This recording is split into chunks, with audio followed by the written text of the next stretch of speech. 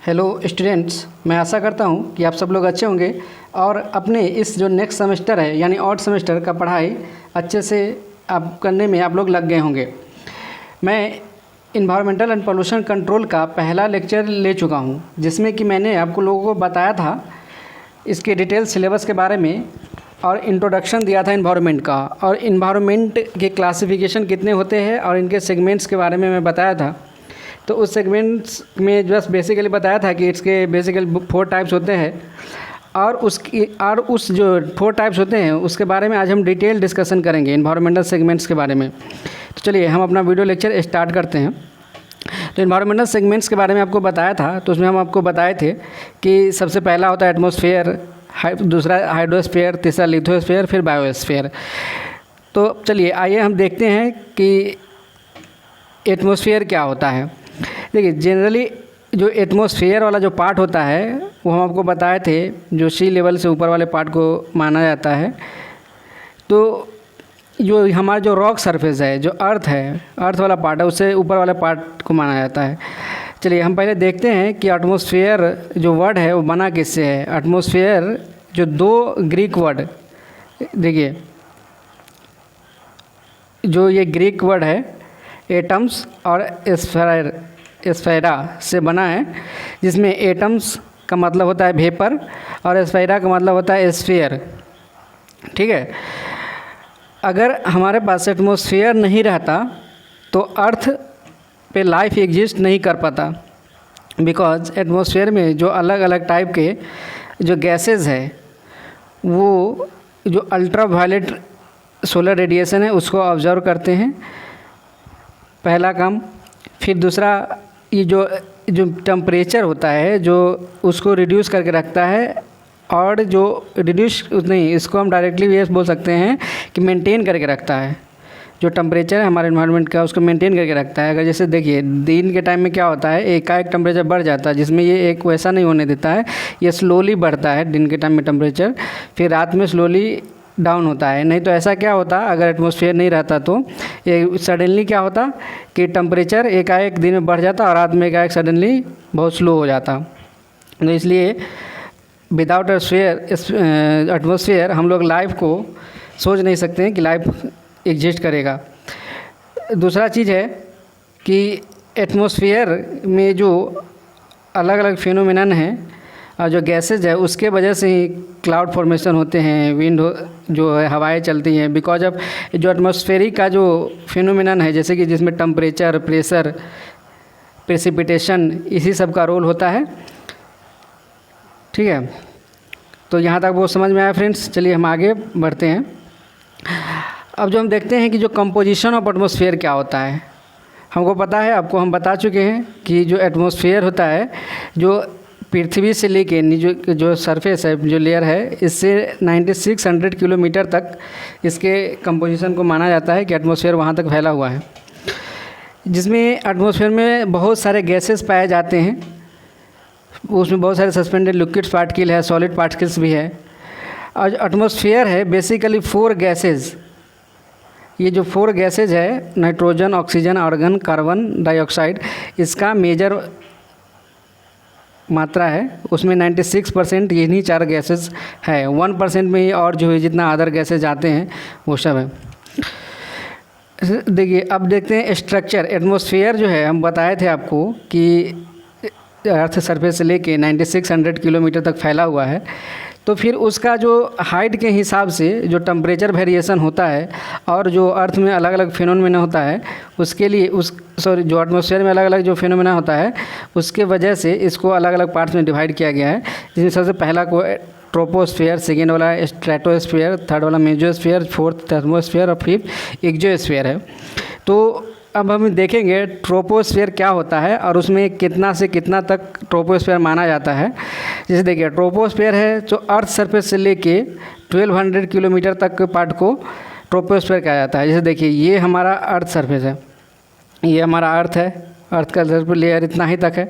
तो अगर हम अर्थ से ऊपर की तरफ बढ़ते जाएंगे तो जीरो से अर्थ के जो जीरो है, जीरो से लेकर 12 किलोमीटर जाएंगे तो उसको ट्रोपोस्फेयर कहा जाता है, 12 किलोमीटर ऊंचाई तक।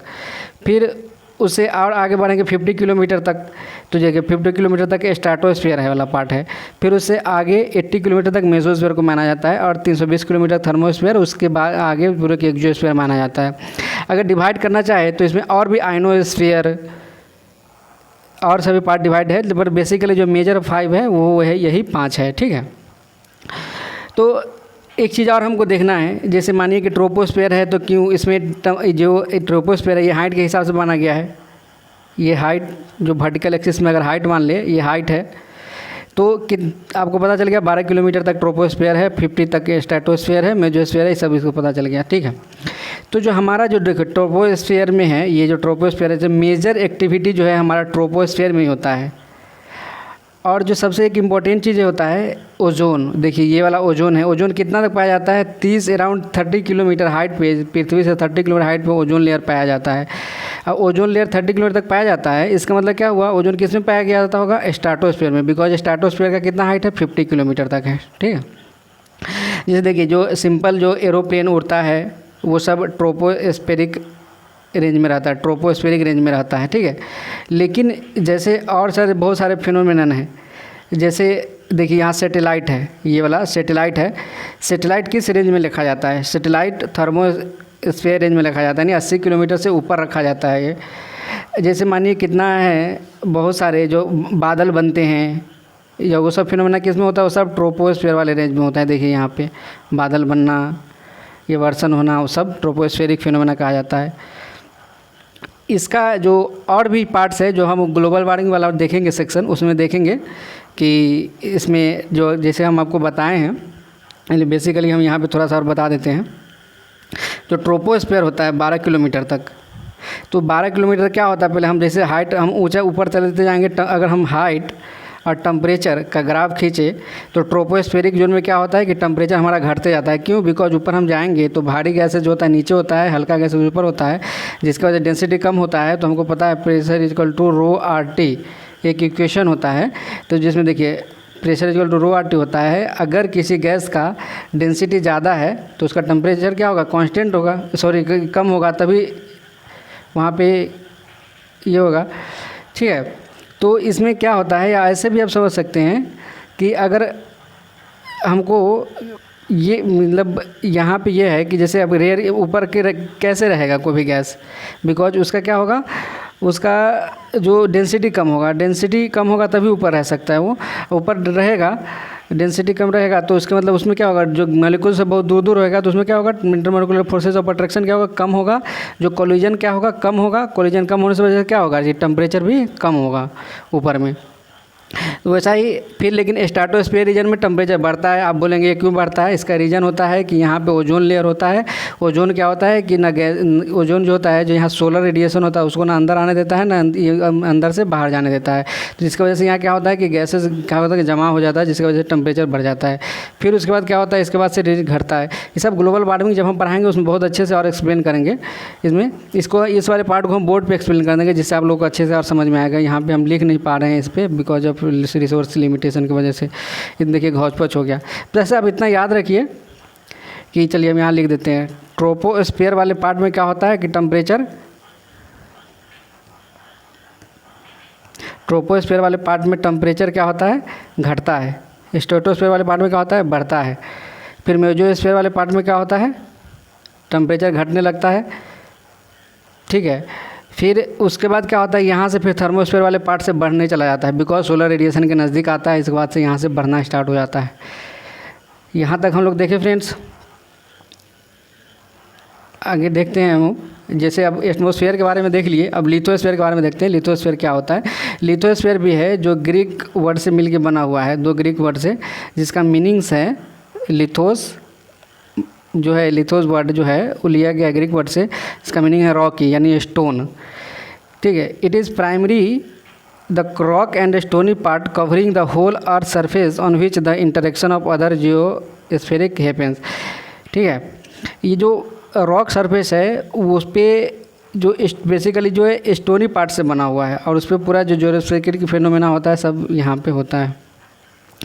तो उस पर जो अलग अलग लिथोस्फीयर का अलग अलग लेयर्स बांटा गया है, वो लेयर इस प्रकार है। जैसे देखिए सबसे पहले जो जो यहाँ पे है सबसे पहले इनर कोर है, ये वाला पार्ट इनर कोर है एक, फिर आउटर कोर है, फिर मेंटल है, ये वाला पार्ट मेंटल है। मेंटल में भी फिर दो एक टाइप का होता है कि इनर मेंटल, आउटर मेंटल, फिर उसके बाद होता है ये क्रस्ट वाला पार्ट होता है, जो हम लोगों का सॉइल होता है, ये वाला पार्ट सब ये सब क्रस्ट वाला पार्ट होता है। ठीक है, चलिए इसका एक और दूसरा फिगर है, उसमें अच्छे से समझ में आएगा आपको। अच्छा, इसमें नहीं दिया गया है, तो इसमें आप समझ गए होंगे पहले इनर कोर होता है, फिर आउटर कोर, फिर मेंटल, फिर क्रस्ट, जो क्रस्ट वाला ही पृथ्वी का जो मेन जो सॉइल वाला पार्ट होता है वही होता है। फिर उसके बाद है तो लिथोस्फीयर ही था। अच्छा, उसके बाद आ गया हाइड्रोस्फीयर, बिकॉज हम एटमॉस्फेयर देख लिए, लिथोस्फीयर देख लिए, उसके बाद है हाइड्रोस्फीयर। हाइड्रोस्फीयर जो होता है वो जलीय वाला भाग होता है, वाटर ऑन द प्लैनेट वाला पार्ट जो होता है, जितने भी वाटर है, अंडरग्राउंड वाटर हो तब, या एयर में जो वेपर पार्टिकल हो तब, जो वाटर वाला के अगर पार्ट को करें तो सब हाइड्रोस्फीयर वाले रेंज में आता है। ठीक है, देखिए यहाँ पे लिखा हुआ है, देखिए जो पूरे जो साइकिल है यहाँ से देखिए पूरे जो वेपर में रहे तब, जो जहाँ एटमॉस्फेयर वाला जल हो तब, या फिर लैंड वाला जब हो तब, या ग्राउंड वाटर हो तब, सारे के सारे हाइड्रोस्फीयर में काउंट किया जाता है।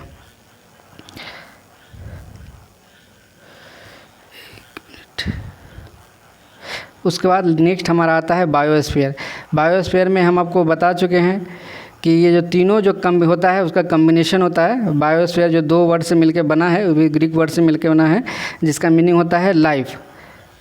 बायोस और स्फेरा, जिसमें बायोस का मतलब होता है लाइफ, स्फेरा का मतलब होता है स्फीयर। देखिए यहाँ बायोस्फीयर में, देखिए जो बायोस्फीयर में बताए थे आपको, ये तीनों पार्ट जो होता है, जैसे देखिए एटमॉस्फेयर वाला पार्ट ये है, ये एटमॉस्फेयर है, ये क्या है लिथोस्फीयर है, ये हाइड्रोस्फीयर जलीय वाला पार्ट। देखिए तीनों का, देखिए यहाँ पे जो पेड़ पौधा हो गया है, यहाँ पे क्या है लाइफ एग्जिस्ट करता है तभी पेड़ पौधा उग गया है, या फिर मनुष्य रह सकते हैं, घर वर सब पूरा बना हुआ है, तो इस वाले पार्ट को क्या बोलते हैं बायोस्फीयर। तो यहाँ डेफिनेशन से भी पता चल सकता है, biosphere is the layer of planet, एक minute, biosphere is the layer of planet earth where life exist, जहाँ पे लाइफ एग्जिस्ट करता है उसको बायोस्फीयर कहा जाता है। ठीक है, तो हम लोगों ने यहाँ इन्वायरमेंटल सेगमेंट्स के बारे में देखा, फिर नेक्स्ट क्लास में हम लोग अब इकोसिस्टम के बारे में देखेंगे। चलिए, थैंक यू।